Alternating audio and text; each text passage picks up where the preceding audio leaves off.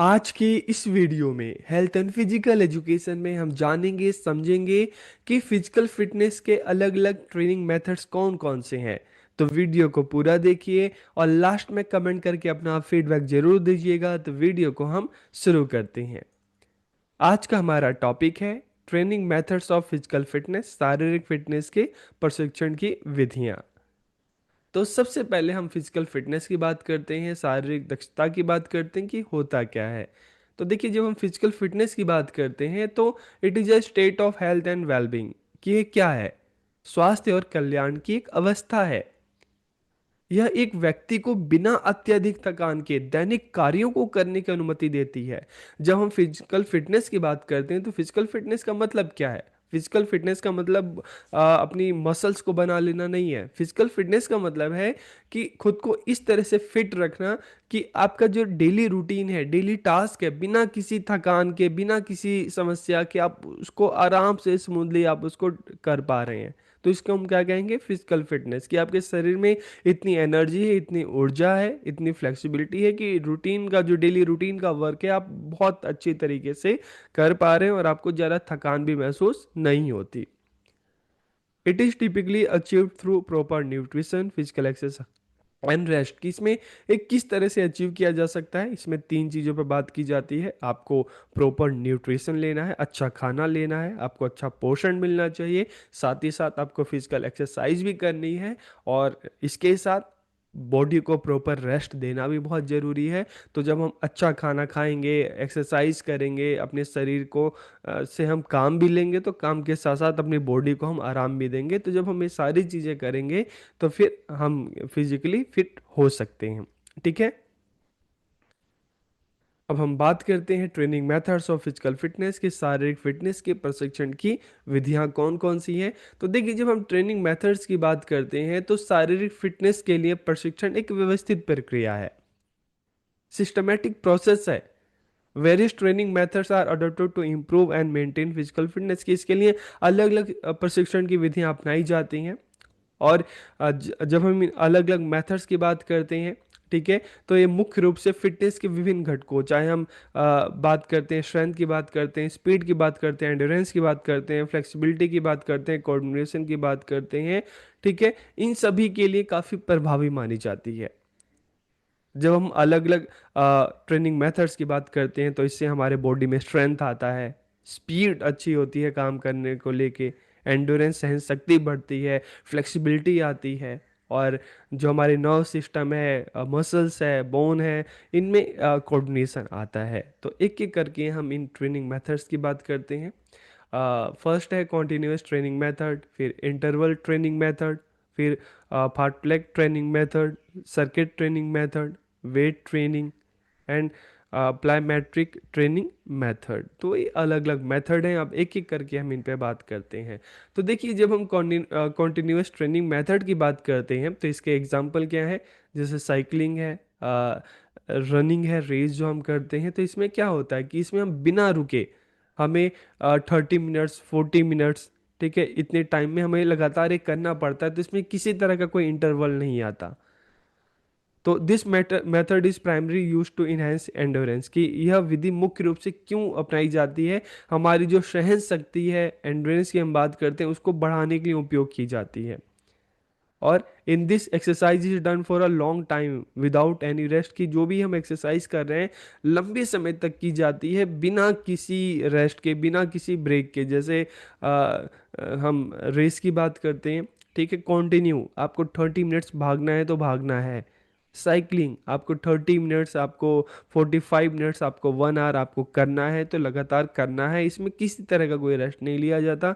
उदाहरण के लिए, ठीक है, लॉन्ग डिस्टेंस रनिंग की बात करें, साइकिलिंग की बात करें, स्विमिंग की बात करें, तो इससे हमारी बॉडी को क्या फ़ायदा होता है? It improves the functioning of the heart and lungs. कि यह हृदय और फेफड़ों की कार्य क्षमता को बढ़ाता है। तो इसलिए हम इसको कॉन्टिन्यूस ट्रेनिंग मेथड कहते हैं, क्योंकि इस तरह के ट्रेनिंग मेथड में हम क्या कर रहे हैं, किसी तरह का कोई रेस्ट नहीं है। हम अगर कोई एक्सरसाइज कर रहे हैं, कोई एक्टिविटी कर रहे हैं, तो उसको कॉन्टिन्यूटी में हम किए जा रहे हैं। ठीक है। अब इंटरवल ट्रेनिंग मेथड्स की बात करें तो इसमें क्या किया जा रहा है? कॉन्टिन्यूस में तो लगातार किया जा रहा है, लेकिन इसमें बीच बीच में हम क्या करते हैं? ब्रेक लेते हैं। एग्जाम्पल के लिए आप देखेंगे कि आप रनिंग कर रहे हैं, ठीक है। रनिंग करते करते थोड़ा सा थकान हो रही है तो आप क्या कर रहे हैं, वॉक कर रहे हैं। तो कभी स्लो वॉक कर रहे हैं, कभी फास्ट वॉक कर रहे हैं, फिर कभी आप रनिंग कर रहे हैं। तो इन दिस मेथड रिकवरी और rest time is given in between exercise की, इसमें क्या किया जा रहा है, व्यायाम के बीच में रिकवरी और आराम का समय दिया जाता है। इसलिए हम इसको क्या कहते हैं, एफर्ट्स एंड रिकवरी। इसे प्रयास और सुधार का सिद्धांत भी कहा जाता है। एक निश्चित दूरी तक दौड़ना, फिर कुछ देर धीमी चाल चलना या आराम करना, और इसी को बार बार रिपीट करना। तो this improve both speed and endurance, की इससे गति और सहन शक्ति दोनों को ये बेहतर बनाता है, ठीक है। तो इसलिए हम इसको इंटरवल ट्रेनिंग मेथड कह रहे हैं, क्योंकि आप जो भी एक्टिविटी कर रहे हैं बीच बीच में हम क्या कर रहे हैं, अपनी बॉडी को आराम दे रहे हैं, रेस्ट दे रहे हैं। और फिर हम फार्टलेग ट्रेनिंग मेथड की बात करें तो अब ये क्या है। तो फास्ट प्ले क्या है, एक स्वीडिश वर्ड है जिसका अर्थ क्या है, स्पीड प्ले, गति का खेल। और इसमें क्या है, कॉन्टिन्यूटी भी चल रही है तो इंटरवल भी, दोनों मतलब जो भी हम एक्टिविटी कर रहे हैं उसमें दोनों ही चीजें हम साथ साथ कर रहे हैं, ठीक है। तो it is a mix of continuous and interval training. The player determine the speed according to his her ability and the environment, की गति का निर्धारण खिलाड़ी अपनी क्षमता और परिवेश के अनुसार करता है, कि कहाँ, जहाँ भागने की जरूरत है वहाँ पे भागेगा, जहाँ रुकने की जरूरत है वहाँ पे रुकेगा, जहाँ चलने की जरूरत है ये चलेगा। तो ये किस पे डिपेंड करता है, ये उस एनवायरनमेंट पे डिपेंड करता है। तो in this the athlete runs fast at time and slow eight other, की कभी एथलीट भाग रहा है तो कभी धीमा चल रहा है। तो जैसे हम एग्जांपल के लिए फुटबॉल या हॉकी के देखते हैं, तो आप अक्सर देखेंगे कि फुटबॉल में जब प्लेयर खेलते हैं, हॉकी में खेलते हैं, तो उनकी स्पीड एक जैसी नहीं रहती। जैसी जरूरत है, अगर गोल के करना है, ठीक है, नेट के पास पहुंच गए हैं तो वहाँ पे स्पीड बहुत ज़्यादा बढ़ जाती है। और बीच बीच में अगर बॉल को एक दूसरे के साथ पास करना है तो वहाँ पे स्पीड कम होती है। तो यहाँ पर क्या है, हम इसको कहते हैं एक कॉन्टिन्यूस और इंटरवल ट्रेनिंग मेथड, दोनों के बीच का एक दोनों का एक मिक्स है, ठीक है। जहाँ पे सिचुएशन के अकॉर्डिंग देखा जाता है, जहाँ पे भागना है वहाँ पे भागेंगे, जहाँ पे चलना है वहाँ पे चलने की जरूरत है वहाँ पे चलेंगे, जहाँ पे रुकने की जरूरत है रुकेंगे, ठीक है। और फिर हम सर्किट ट्रेनिंग मेथड की बात करें तो in this many stations of different exercise are created, कि इसमें अलग अलग व्यायाम के कई स्टेशन बनाए जाते हैं। अब स्टेशन क्या है, ठीक है। तो एग्जांपल के लिए हम देखते हैं कि आप जब कभी आप एक्सरसाइज करने जाते हैं, आप किसी जिम में जाते हैं, तो वहाँ पे आपको जैसे कुछ एक एक्सरसाइज है, पुशअप्स हैं, तो पहले आपको पुशअप्स भी है, आपको इसके 3 सेट करने होते हैं, 4 सेट करने होते हैं, तो उसी को हम क्या कहते हैं, स्टेशन कहते हैं। तो खिलाड़ी एक व्यायाम पूरा करने के बाद तुरंत दूसरे स्टेशन पर आ जाता है, pushup at the first station, और उसके बाद skipping at the second and situps at the third, ठीक है। तो इस तरह से एक एक्सरसाइज के अलग अलग स्टेशन बनाए जाते हैं। आप एक एक्सरसाइज आपकी होती है तो आप दूसरे पे आते हैं, दूसरी होती है तो तीसरे स्टेशन पे आते हैं। तो इस तरह से हो सकता है कि 4 5 6 स्टेशन हो, आपको इतनी एक्सरसाइज करनी पड़े, उसको आपको रिपीट करना पड़े, ठीक है। तो यह एक साथ, अगर हम इसकी बात करते हैं सर्किट ट्रेनिंग मेथड की, तो यहाँ पे स्ट्रेंथ भी है, एंड्योरेंस भी है, एंड फ्लेक्सिबिलिटी भी है, तीनों चीज़ें हमें हमारे अंदर डेवलप होती हैं। फिर अगर हम वेट ट्रेनिंग की बात करें, आपने अक्सर देखा होगा वेट ट्रेनिंग क्यों की जाती है, ठीक है, ताकि हमारी जो मस्कुलर स्ट्रेंथ है उसको और ज़्यादा मजबूत किया जा सके, उसको विकसित किया जा सके। तो इसमें हम क्या करते हैं, चाहे हम डंबल की बात करें, बारबेल की बात करें, या मशीनों का उपयोग किया जाता है।